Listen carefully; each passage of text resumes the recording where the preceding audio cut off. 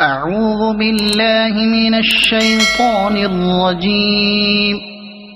بسم الله الرحمن الرحيم. أتى أمر الله فلا تستعجلوه سبحانه وتعالى عما يشركون. ينزل الملائكة بالروح من أمره على من يشاء من عباده أن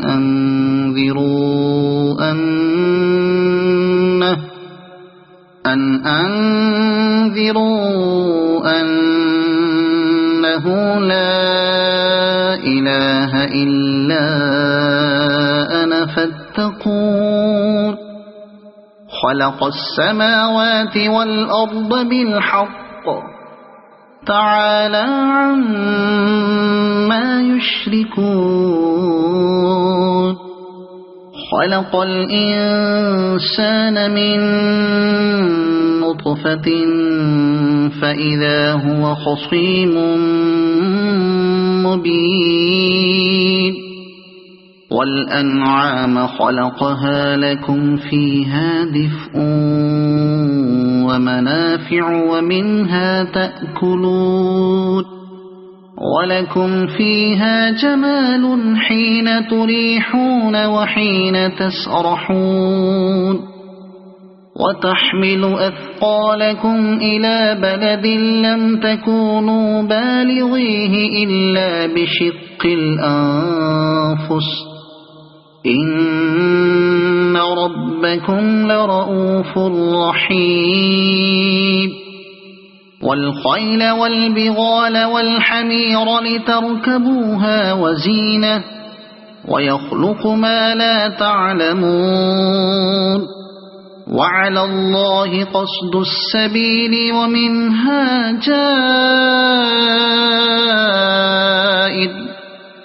ولو شاء لهداكم أجمعين. هو الذي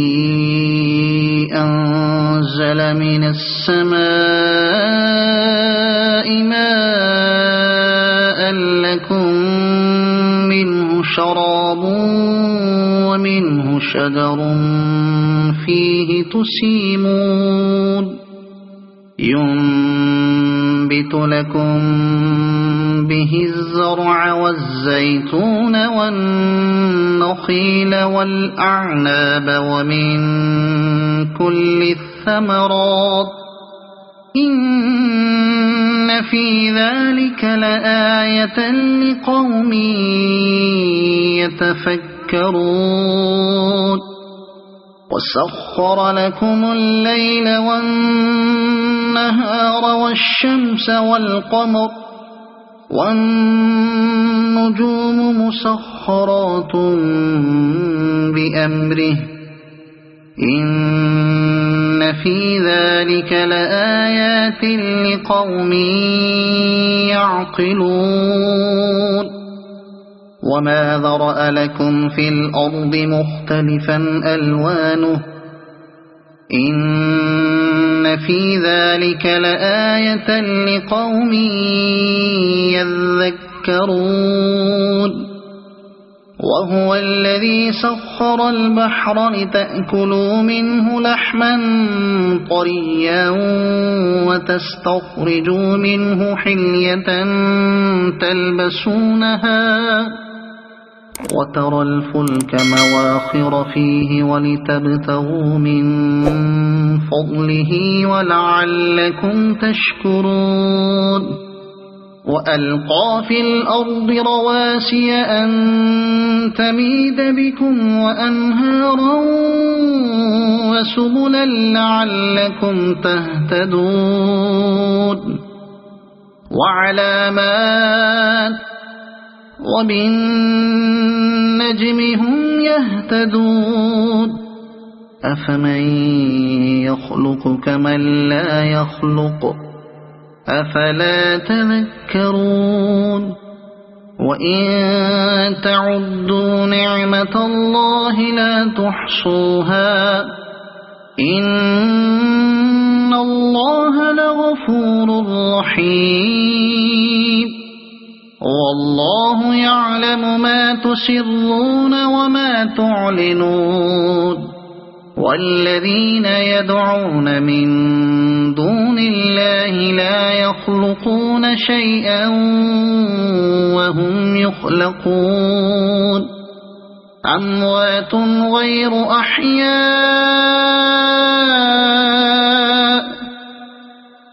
وما يشعرون أيان يبعثون إلهكم إله واحد فالذين لا يؤمنون بالآخرة قلوبهم منكرة وهم مستكبرون لا جرم أن الله يعلم ما يسرون وما يعلنون إنه لا يحب المستكبرين وإذا قيل لهم ماذا أنزل ربكم قالوا أساطير الأولين ليحملوا أوزارهم كاملة يوم القيامة ومن أوزار الذين يضلونهم بغير علم ألا ساء ما يزرون قد مكر الذين من قبلهم فأتى الله بنيانهم من القواعد فخر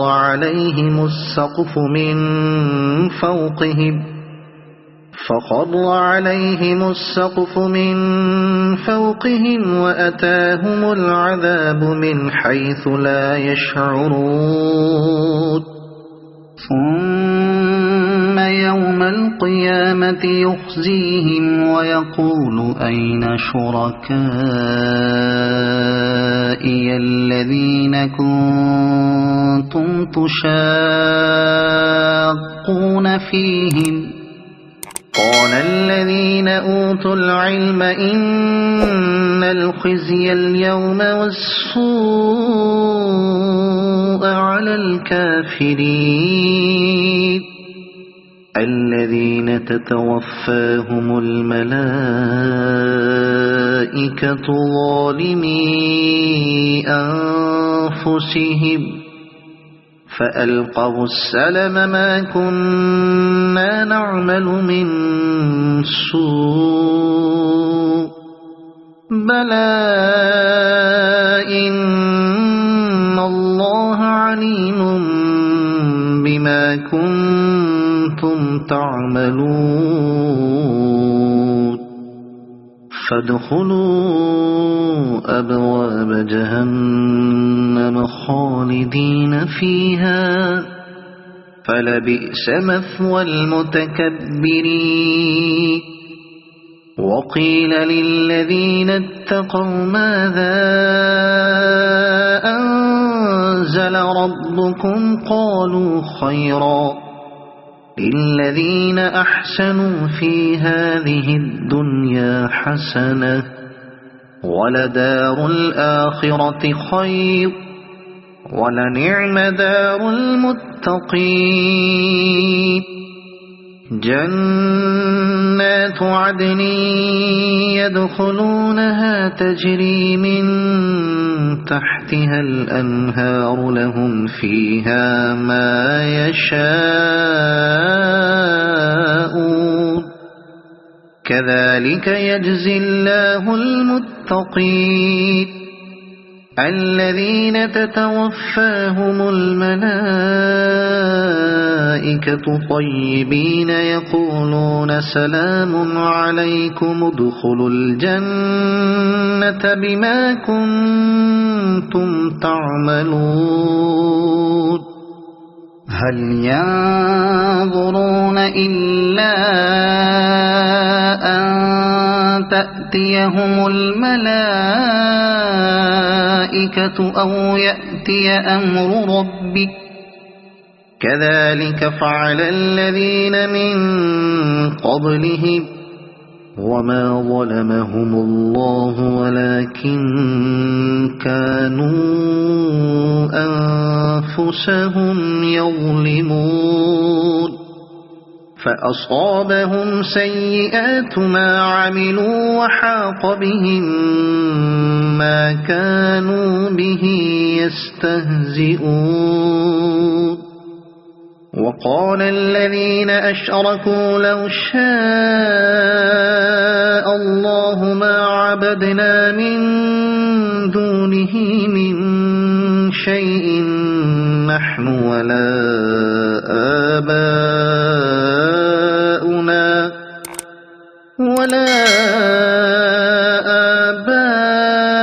آباؤنا ولا حرمنا من دونه شيء كذلك فعل الذين من قبلهم فهل على الرسل إلا البلاغ المبين ولقد بعثنا في كل أمة رسولا أن اعبدوا الله واجتنبوا الطاغوت فمنهم من هدى الله ومنهم من حقت عليه الضلالة فسيروا في الأرض فانظروا كيف كان عاقبة المكذبين إن تحرص على هداهم فإن الله لا يهدي من يضل وما لهم من ناصرين وأقسموا بالله جهد أيمانهم لا يبعث الله من يموت بلى وعدا عليه حقا ولكن أكثر الناس لا يعلمون ليبين لهم الذي يختلفون فيه وليعلم الذين كفروا أنهم كانوا كاذبين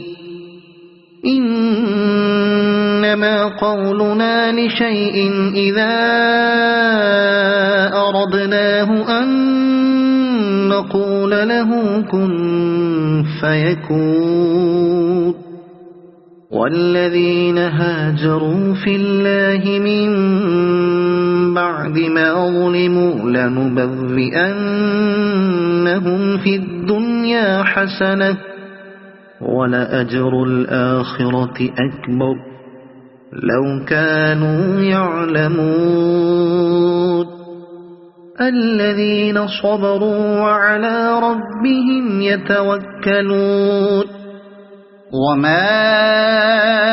أرسلنا من قبلك إلا رجالا نوحي إليهم فاسألوا أهل الذكر إن كنتم لا تعلمون بالبينات والزبر وأنزلنا إليك الذكر لتبين للناس ما نزل إليهم ولعلهم يتفكرون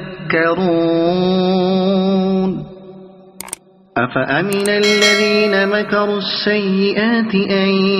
يخسف الله بهم الأرض أو يأتيهم العذاب من حيث لا يشعرون أو يأخذهم في تقلبهم فما هم بمعجزين أو يأخذهم على تخوف فإن ربكم لرؤوف رحيم أولم يروا إلى ما خلق الله من شيء يتفيأ ظلاله عن اليمين والشمائل سجدا لله وهم داخرون ولله يسجد ما في السماوات وما في الأرض من دابة والملائكة وهم لا يستكبرون يخافون ربهم من فوقهم ويفعلون ما يؤمرون وقال الله لا تتخذوا إلهين اثنين إنما هو إله واحد فإياي فارهبون وله ما في السماوات والأرض وله الدين واصبا أفغير الله تتقون وما بكم من نعمة فمن الله ثم إذا مسكم الضر فإليه تجأرون ثم إذا كشف الضر عنكم إذا فريق منكم بربهم يشركون ليكفروا بما آتيناهم فتمتعوا فسوف تعلمون ويجعلون لما لا يعلمون نصيبا مما رزقناهم تالله لتسألن عما كنتم تفترون ويجعلون لله البنات سبحانه ولهم ما يشتهون وإذا بشر أحدهم بالأنثى ولى وجهه مسودا وهو كظيم يتوارى من القوم من سوء ما بشر به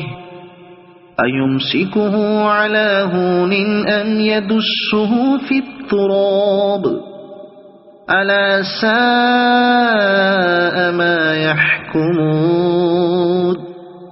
للذين لا يؤمنون بالآخرة مثل السوء ولله المثل الأعلى وهو العزيز الحكيم ولو يؤاخذ الله الناس بظلمهم ما ترك عليها من دابة ولكن يؤخرهم إلى أجل مسمى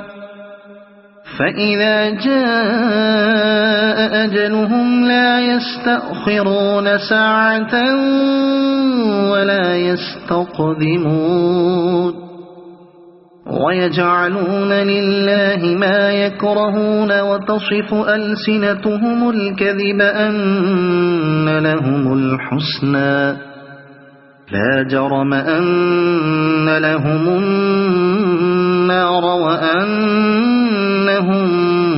مفرطون تالله لقد أرسلنا إلى أمم من قبلك فزين لهم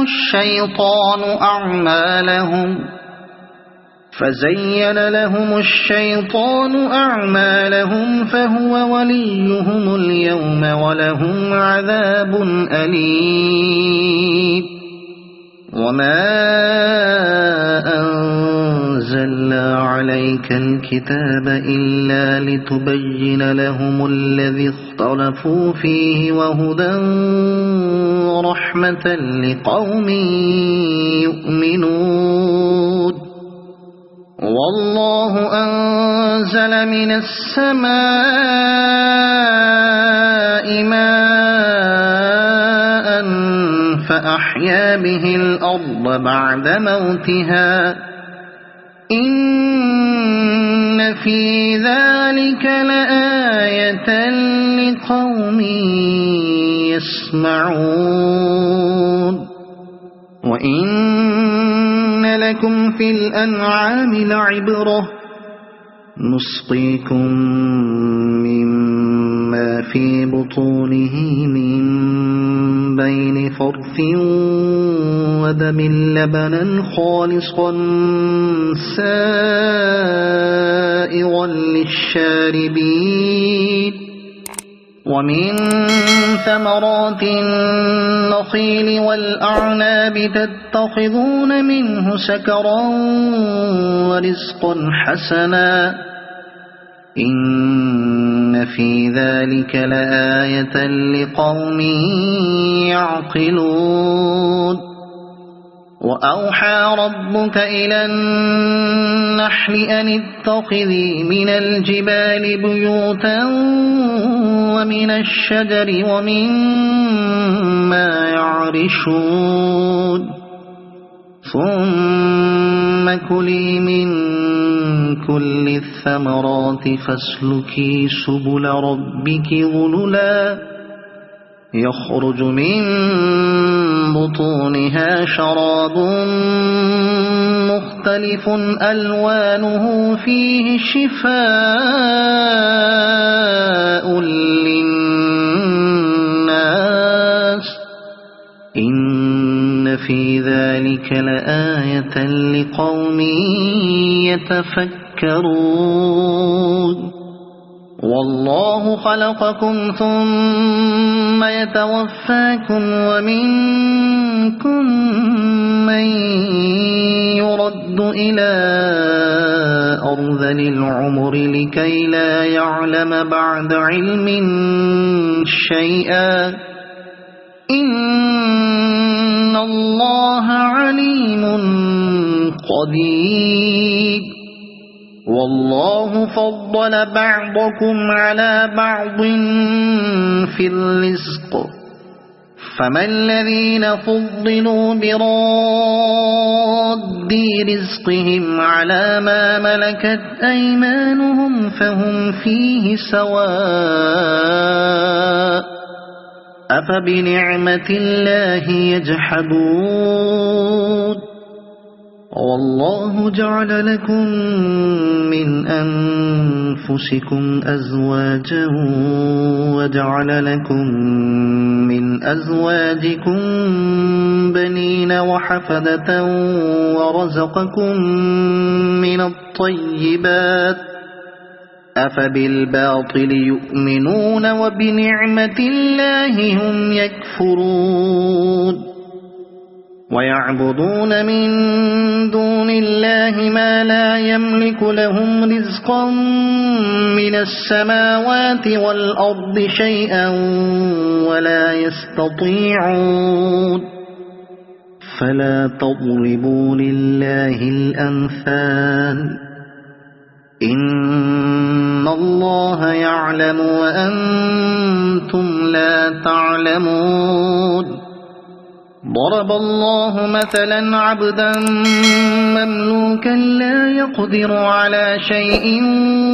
ومن رزقناه منا رزقا حسنا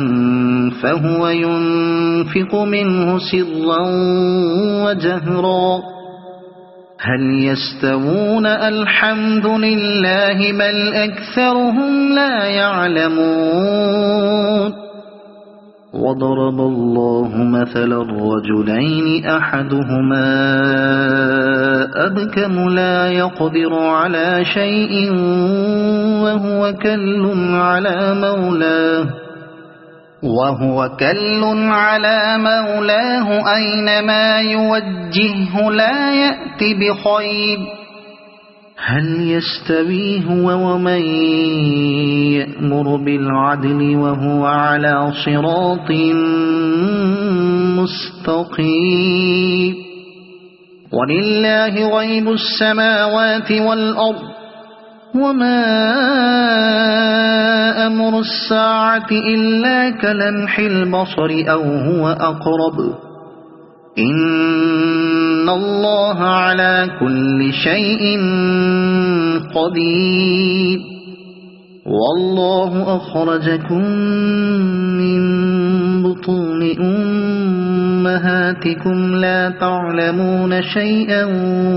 وجعل لكم السمع والأبصار والأفئدة لعلكم تشكرون ألم يروا إلى الطير مسخرات في جو السماء ما يمسكهن إلا الله إن في ذلك لآيات لقوم يؤمنون والله جعل لكم من بيوتكم سكنا وجعل لكم من جلود الأنعام بيوتا تستخفونها يوم ظعنكم ويوم إقامتكم ومن أصوافها وأوبارها وأشعارها أثاثا ومتاعا إلى حين والله جعل لكم مما خلق ظلالا وجعل لكم من الجبال أكنانا وجعل لكم سرابيل تقيكم الحر وسرابيل تقيكم بأسكم كذلك يتم نعمته عليكم لعلكم تسلمون فإن تولوا فإنما عليك البلاغ المبين يعرفون نعمة الله ثم ينكرونها وأكثرهم الكافرون ويوم نبعث من كل أمة شهيدا ثم لا يؤذن للذين كفروا ولا هم يستعتبون وإذا رأى الذين ظلموا العذاب فلا يخفف عنهم ولا هم ينظرون وإذا رأى الذين أشركوا شركاءهم قالوا ربنا هؤلاء شركاؤنا الذين كنا ندعو من دونك فألقوا إليهم القول إنكم لكاذبون وألقوا إلى الله يومئذ السلم وضل عنهم ما كانوا يفترون الذين كفروا وصدوا عن سبيل الله زدناهم عذابا فوق العذاب بما كانوا يفسدون ويوم نبعث في كل أمة شهيدا عليهم من أنفسهم وجئنا بك شهيدا على هؤلاء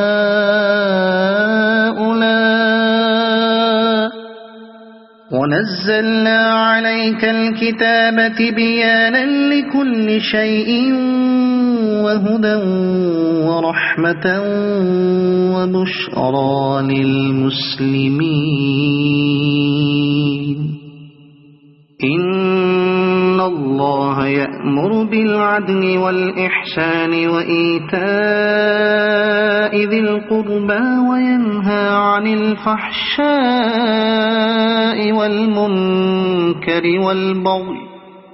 يعظكم لعلكم تذكرون وأوفوا بعهد الله إذا عاهدتم ولا تنقضوا الأيمان بعد توكيدها وقد جعلتم الله عليكم كفيلا إن الله يعلم ما تفعلون ولا تكونوا كالتي نقضت غزلها من بعد قوة أنكاثا تتخذون أيمانكم دخلا بينكم أن تكون أمة هي أربى من أمة إنما يبلوكم الله به وليبينن لكم يوم القيامة ما كنتم فيه تختلفون ولو شاء الله لجعلكم أمة واحدة ولكن يضل من يشاء ويهدي من يشاء ولتسألن عما كنتم تعملون ولا تتخذوا أيمانكم دخلا بينكم فتزل قدم بعد ثبوتها وتذوقوا السوء بما صددتم عن سبيل الله ولكم عذاب عظيم ولا تشتروا بعهد الله ثمنا قليلا إنما عند الله هو خير لكم إن كنتم تعلمون ما عندكم ينفد وما عند الله باق ولنجزين الذين صبروا أجرهم بأحسن ما كانوا يعملون من عمل صالحا من ذكر أو أنثى وهو مؤمن فلنحيينه حياة طيبة ولنجزينهم أجرهم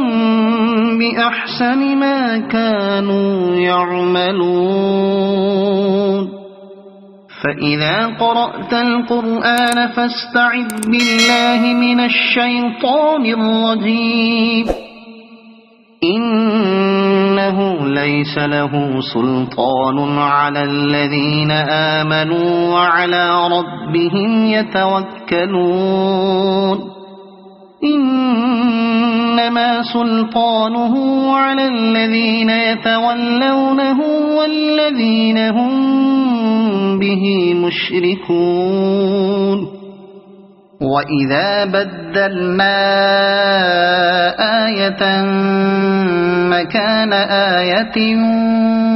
والله أعلم بما ينزل قالوا إنما أنت مفتر بل أكثرهم لا يعلمون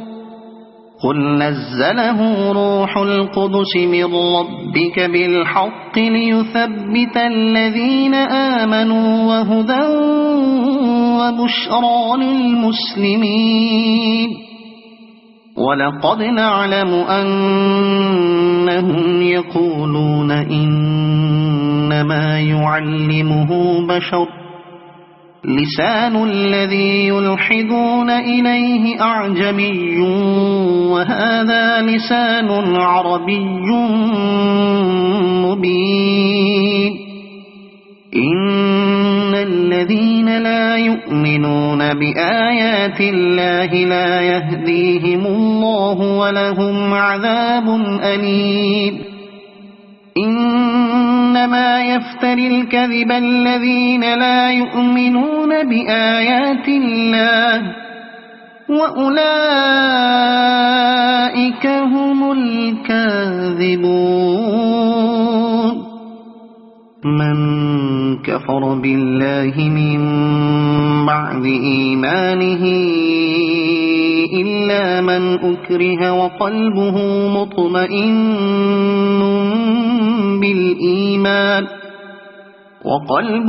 مطمئن بالإيمان ولكن من شرح بالكفر صدرا فعليهم غضب من الله ولهم عذاب عظيم. ذلك بأنهم استحبوا الحياة الدنيا على الآخرة وأن الله لا يهدي القوم الكافرين. أولئك الذين طبع الله على قلوبهم وسمعهم وأبصارهم وأولئك هم الغافلون. لا جرم أنهم في الآخرة هم الخاسرون. ثم إن ربك للذين هاجروا من بعد ما فتنوا ثم جاهدوا وصبروا إن ربك من بعدها لغفور رحيم. يوم تأتي كل نفس تجادل عن نفسها وتوفى كل نفس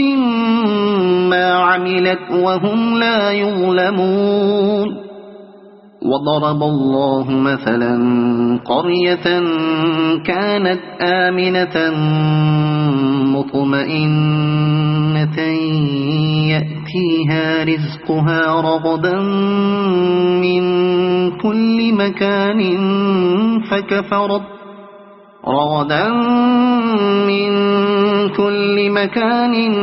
فكفرت بأنعم الله فأذاقها الله لباس الجوع والخوف بما كانوا يصنعون.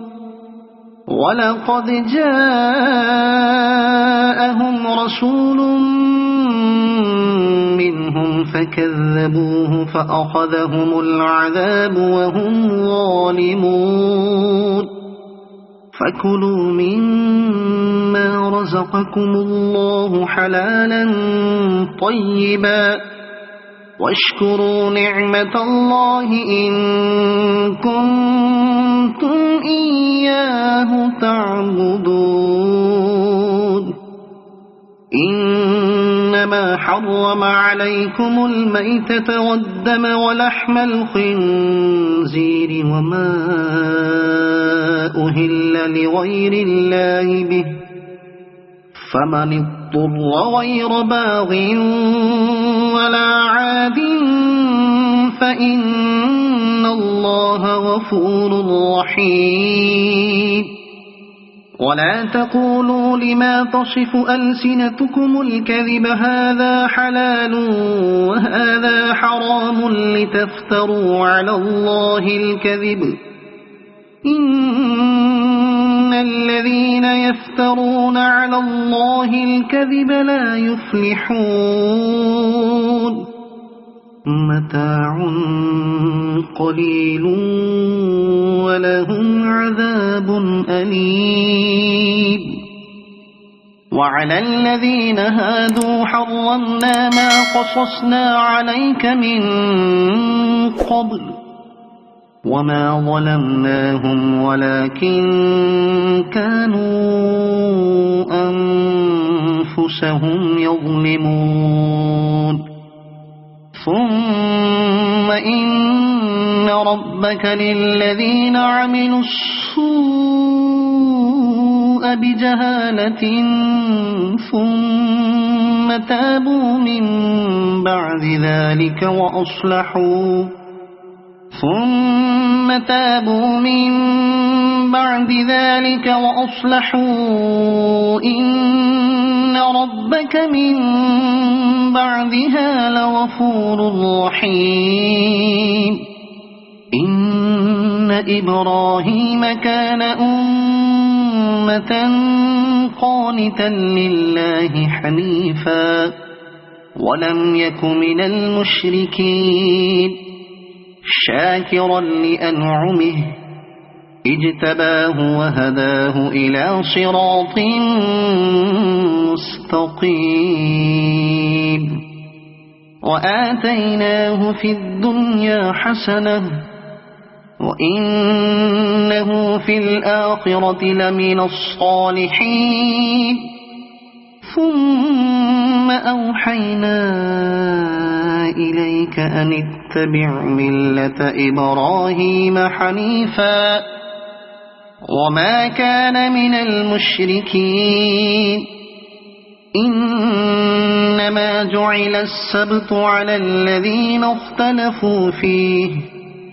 وإن ربك ليحكم بينهم يوم القيامة فيما كانوا فيه يختلفون ادع إلى سبيل ربك بالحكمة والموعظة الحسنة وجادلهم بالتي هي أحسن إن ربك هو أعلم بمن ضل عن سبيله وهو أعلم بالمهتدين وإن عاقبتم فعاقبوا بمثل ما عوقبتم به ولئن صبرتم لهو خير للصابرين واصبر وما صبرك إلا بالله ولا تحزن عليهم ولا تك في ضيق مما يمكرون إن الله مع الذين اتقوا والذين هم محسنون صدق الله العظيم.